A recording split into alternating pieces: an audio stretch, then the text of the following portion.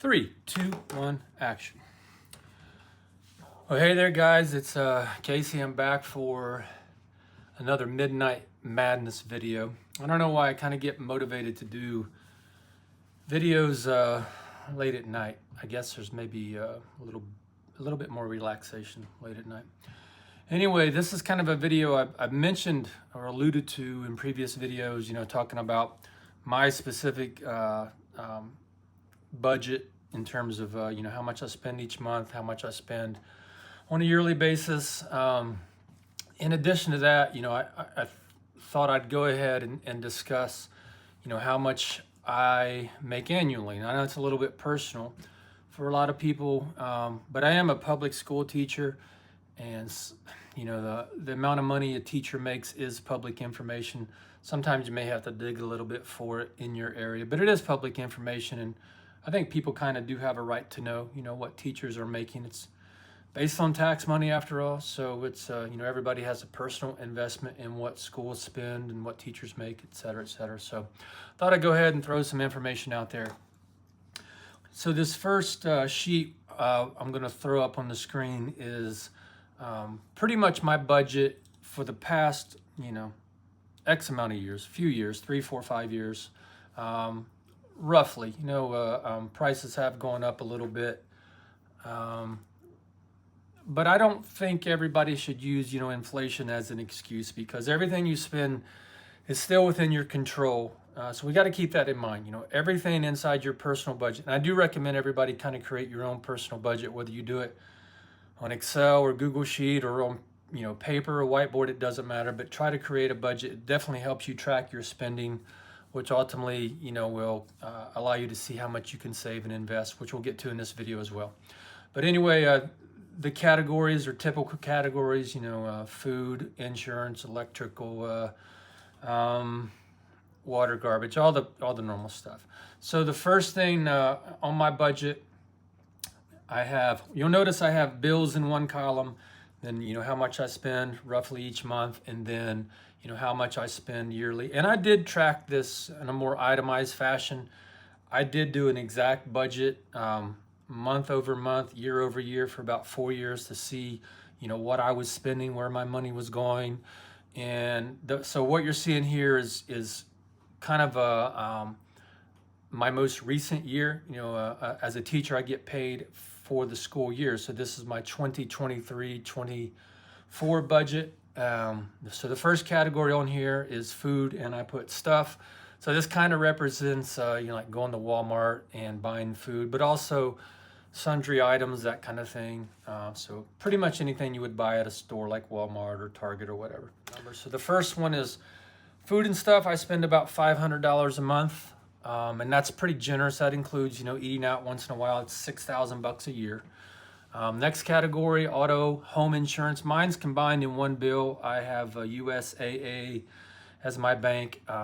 So 3 cars, actually, all older cars. I don't have any new cars. Liability, it's I think it's $135 a month for my vehicles, and then the rest is for my house. So that's $260 a month, $31.20 for the year. Next category is electric. Our electric company, or mine anyway, is AEP, American Electric, here in Ohio. And I'm a little bit disappointed in this, $225 a month. Last year we did incur I think there were 2 rate hikes, and then they had an approval to raise the transmission fee as well. So we had, I think, a total of 3 hikes. Mine's on a monthly budget, so it's the same amount each month. Just makes it a little bit easier. I did go back and look last week and saw that I spent, or my bill would have been a little over $300 a month in the month of December, January, and February. And I'm a little bit disappointed in that because I do have a wood stove in my house, and normally when it gets cold, I'll burn the wood stove and save quite a bit of money. A lot of your electric bill comes from anything that produces heat, so your dryer, water heater, furnace if you have one. I don't have a natural gas or propane heater, so mine's all electric if I'm not using my wood stove. Next category I have is home internet service, and I have a company called Frontier. It's for my phone line, which I don't even use, and then high-speed internet. And I pay $160 a month for what I consider absolutely horrible internet service. It goes out all the time. The upload speeds are absolutely horrible. So it really, honestly, ticks me off that I'm paying almost $2,000 a year for services that's this bad, this slow. Next category for me is gas, fuel for my cars. I mentioned I had 3 older used cars. When I retire, I'm going to be downsizing to 2. So I pay about $150 a month, roughly. So it's about $1,800. So you could estimate, $1,800 to $2,000 a year video. But anyway, my property taxes are $110 a month. I don't pay that monthly. I pay it once a year. You can see the bill in the yearly column. It's $1,320 a year. Pet food. Got a dog and a couple of cats. Had 2 dogs. One of them passed away this past spring. She's laying on the couch. $60 a month. I think I'm gonna have to put her on a diet or something.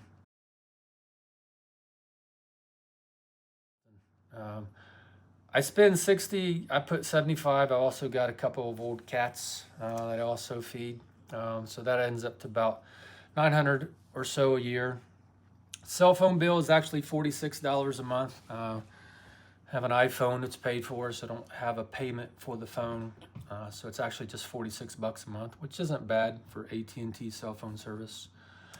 My water is normally around 40 to 45 bucks a month, but I went ahead and overestimated up to 50 for $600 a year.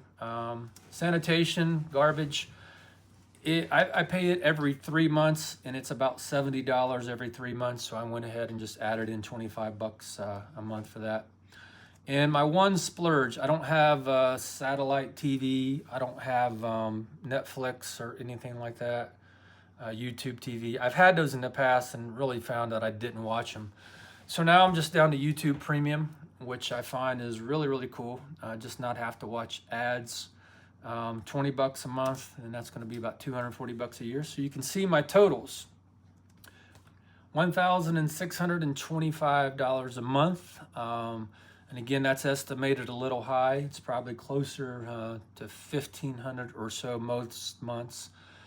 And that's roughly $20,000 a year, which I don't think is too bad. I can certainly find some room to cut my expenditures a little bit. I mentioned that I'm hoping to retire this coming winter in December, and obviously if you can reduce expenditures, I think that's the key to be able to retire early.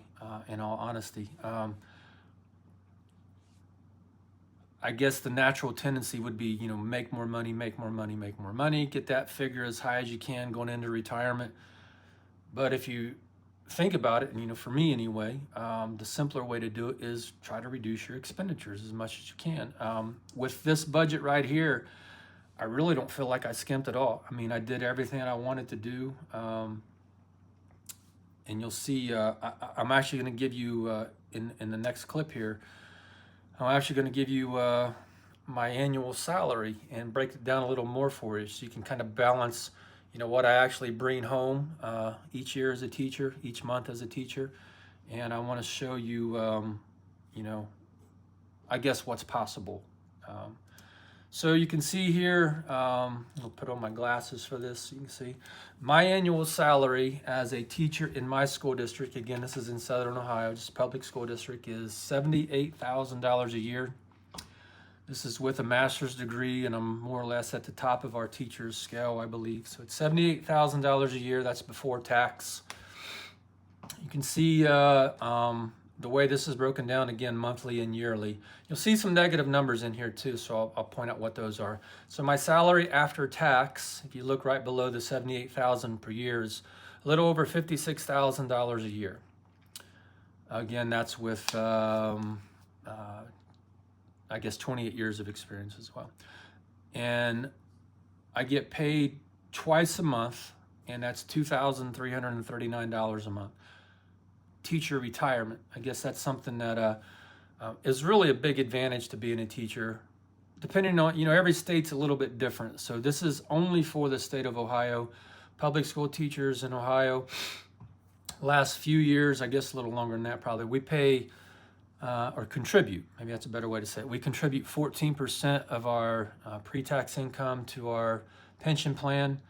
So that 14% ends up being about $457 a paycheck. So that's a little over $900 a month for me. So you can see my pension contributions last year would have equaled just below $11,000 a year. The next category is, well, this is why I wanted to live frugally and try to keep my bills down as much as possible. I didn't start this as early as I wish I would have. And that was just from being ignorant about, investments. So this first investment is called Ohio Deferred Compensation. It's a 403B. I won't go into a lot of details about it. Pre-tax investment directly from your paycheck. And then you get to pick, what kind of investments, what kind of funds it goes into. So a little bit of studies required there. And this number that I have right now, currently, I've been putting $400 a paycheck extra into that. So that's $9,600 a year. I've had it as high as $500 a month. I've had it, down to, $250, $300 a month. So it hasn't been $400 or $800 a month for the past 15 years. I mentioned I'm 55 now. So it's fluctuated a little bit, but this has been, my standard for the last, 3, 4, 5 years, I'm not sure. Again, so I started another additional investment account, and this is with Charles Schwab online. And I put $250 every paycheck. Again, this is twice a month, into a few different mutual funds, but the primary one is simply an S&P 500 index fund, which I'll talk a little more about that in a few minutes. So that's $500 a month for a total of $600 or $6,000 a year in that fund. That means aside from my teacher's pension, which is about $11,000 a year, I'm contributing about almost another $16,000, and that's 14% for my pension, and then an additional 28% of my take-home pay into an additional investment fund. And the rule of thumb for a career is, if you can invest 15%, over the long haul, which I kind of did, but I found that, man, if you got extra money, you can choose to, buy new vehicles, buy new toys, upgrade your house, et cetera, which I have done some of those things over the year. Not completely innocent there, but man, the more money you can invest early on, it just gives you so much more flexibility at the end of your career to, we'll say, buy back your freedom. Basically, it's the way I look at it. I think it's a pretty fair budget, and I want to take it a step further here. I mentioned, what you can do, and maybe this is the part where people can kind of make a lifestyle choice, if you would. So the S&P 500, if you're not sure what that is, that's the Standard & Poor's 500. That's the 500 largest companies in America as part of the entire Dow Jones stock market. So if you have companies like Apple, the Alphabet company, Google, Tesla, SpaceX, I'm not sure, obviously I don't know all 500 in it, but if a company drops out, then they simply get replaced by a bigger company. So the S&P 500 for me is, indexed to the larger stock market. So it's kind of hard to go wrong. If you really want to track your investments, your mutual fund investments, for example, or chase individual stocks, which is something, I opt not to do, you can maybe do better. But here it is. The S&P 500 over the past 50 years is 11.47%. 11.47%. Now, that's like paying yourself, 11% of your income, or 11% of your savings or investments. If you go and buy a car or finance something, then you have a negative percentage, right? Then you're paying a credit card company, you're paying a bank loan or something like that. When this is a positive 11.47%, so it's really like you're paying yourself. If you look at, I just did a trend here, kind of a decade analysis, if you will. Last year, the stock market did really, really well, 26.4%. Now, one of my investments in the Charles Schwab category made a little over 30% for the year, which was completely phenomenal. Nobody can anticipate that. And this is why you want to, consider an S&P 500 index fund, is that you don't have to track it. If you leave it in there, or you put it in there, leave it in there, don't touch it, keep adding to it, 5 years, every 5 years, every 10 years, it's going to earn you 11.47% as an average. Some years it's going to be higher, some years it's going to be lower, of course. But historically, you can say 11%. Last 20 years, 11. So it's kind of a hands-off approach to investing. And pretty much any investment brokerage, or Edward Jones or whomever's in your area, they're going to have something really, really similar to that. So all you got to do is, look up S&P 500 index funds, and they're pretty much foolproof. So what I want to look at now is, let's say if you're out of college, or if you're, I like this scenario better. Let's say you have a car that runs well. It's, gets you from A to B, no problem. You could even drive it across the country, but it's older. My cars fall into this category. I don't have a vehicle that's newer than 11 years old at this point, and they take me everywhere I want to go. But let's say you wanted to buy a new car. The average new car cost in America last year was $735 a month. I think the average price was a little over $40,000. That's $735 a month for the payment. That doesn't include insurance, which also is going up. So what I want to do in this section is, you can find these online if you're not familiar with them. Calculator.net is the one I use. You can use it to track, how much a car is going to, cost you, how much a purchase on credit is going to cost you. But we're also going to use this for investments as well. So we'll take that $735 a month. Instead of buying a car, you keep your old car. So in here, we put in $735 for the starting amount. I'm going to put in 6 years. Actually, the average loan length, or the loan term, is 67 months.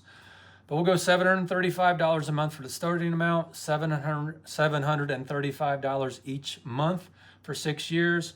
And you'll see that car, that 40-some thousand dollar car, is actually going to, the way I look at it, it's going to cost you $74,000, a little over $74,000, not including your new car insurance. Now, imagine if you could somehow be disciplined enough just to keep your older car and pay yourself that money. Say, okay, I want a new car, but I'd rather pay myself. So you take that new car loan, and it doesn't have to be $735. I'm just using that because it's an average. Plug that in, go ahead, and if you were to, I would say you could put it into a savings account, but you're just going to have, well, you can get like 4 or 5% on some accounts now, I guess, on high yield savings accounts. But if you put that into something as simple as an S&P 500 index fund, and then just keep paying it, keep plugging it in each month, and then at the end of 6 years, you're going to have $74,618. Now, what I would recommend, of course, is not to say, oh, I got a lot of money, I'm going to use that to buy a car. Leave it in there.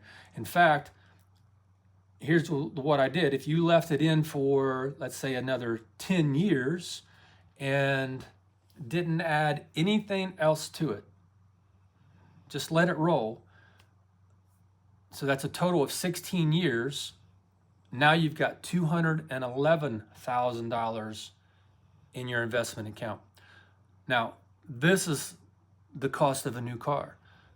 It's not the monthly payment. It's, long-term looking down the road. Well, now I'm going to plug in let's say you paid yourself that first 6 years, so you got $74,000. You plug it in or leave it in. Don't even touch it. Don't add anything else to it. So that's a total of 30 years. And now you've got $913,000 in your investment account. So let's say if you're in a situation like me, a teacher, or you're, I guess any job that has say it has a 30-year retirement plan. You paid $735 a month for the first 6 years, $74,000, and then you let it ride for the next 24 years. That's a total of 30 years, and now you've got $913,000. And that's without paying anything else. So after that first 6 years, you leave that money and you let it roll. Well, then if you wanted to buy a car, you could. So, if I'm a parent, or if I'm in a position to, I'll say, give advice. I don't really like the term give advice. You can kind of show somebody how numbers work, or show somebody what possibilities are, but ultimately it's going to be their choice on what to do. But let's say in my case, let's say I have a teacher who's going to take my place. If I have the opportunity, or get the opportunity to tell him or her, hey, it's kind of a rite of passage, right? You get a job and you want to go out and buy a new car, and it's your own choice. You can do whatever you want. You're working for your money. But what if most people in this position are going to have some kind of transportation? What if you took that first 5 or 6 years and you paid yourself that new car money for just the first 6 years of your career, and then you let it roll? Well, now imagine, I guess when you're young, you don't ever think, and I was like this, you don't think you're going to get old, right? You don't think your career is going to pass by. It will, more quickly than you anticipate. Well, imagine now if you're rolling toward the end of your career and you've got, your pension plan, but additionally you've got another $913,000.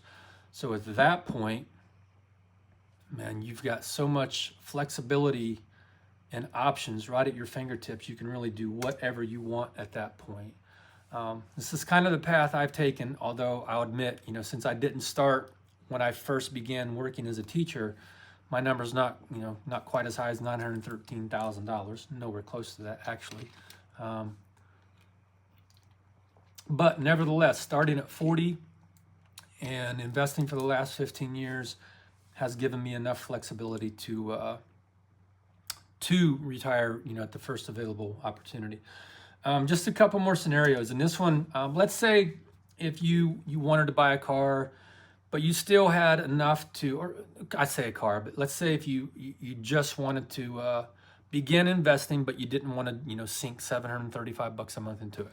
Well, in this scenario, I'm just going to play with it a little bit. If you've never played with an investment calculator, man, you can learn a lot by just plugging in numbers. So in this one, I'm going to plug in $200 as a starting amount, $200 a month for 30 years. And the weird thing is, like, if you start investing early, you make it a habit, part of your budget.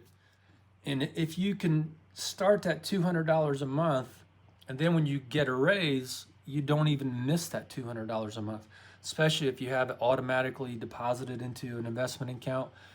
It just becomes, part of your normal budget. You don't even give it a second thought. So in this case, $200 a month for 30 years, and this ended up being again at the 11%, average over the course of the S&P 500's last 50 years. It's $500,000, $505,000.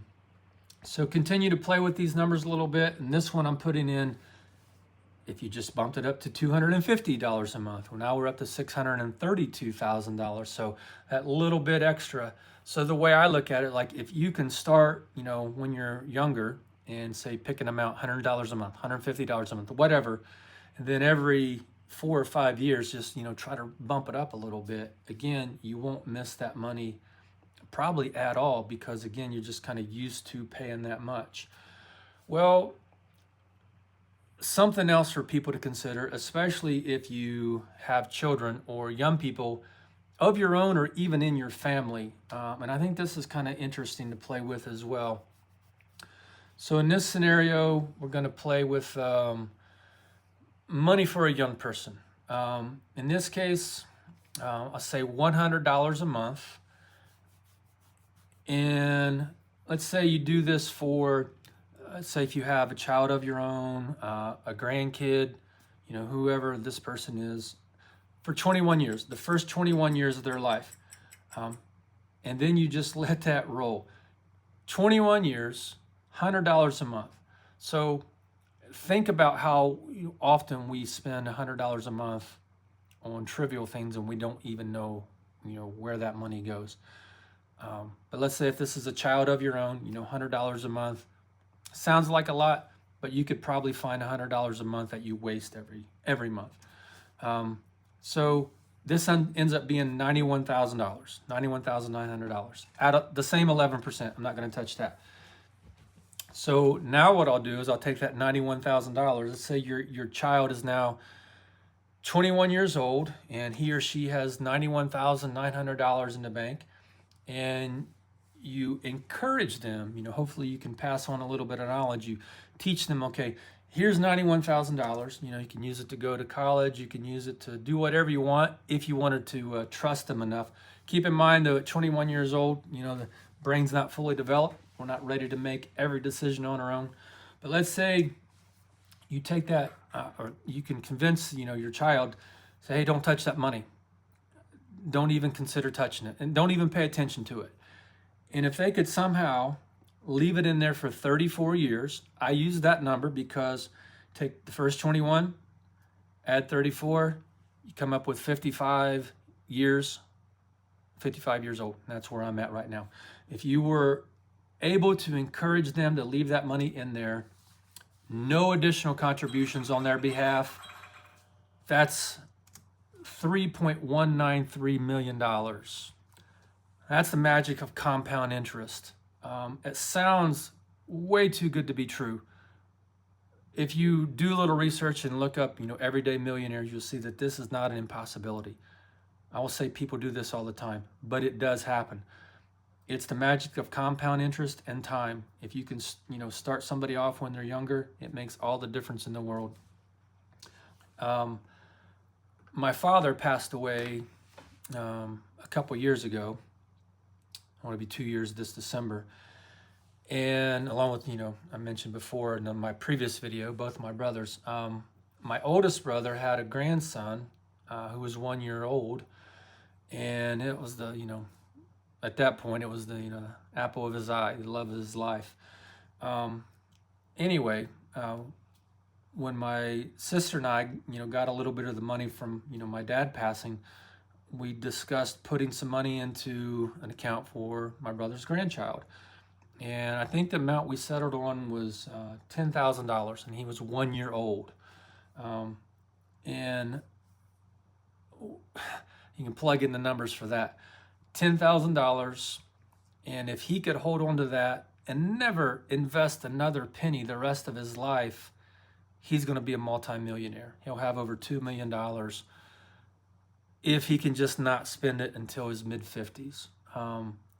Again, the power of compound interest and time, it's an unbeatable combination.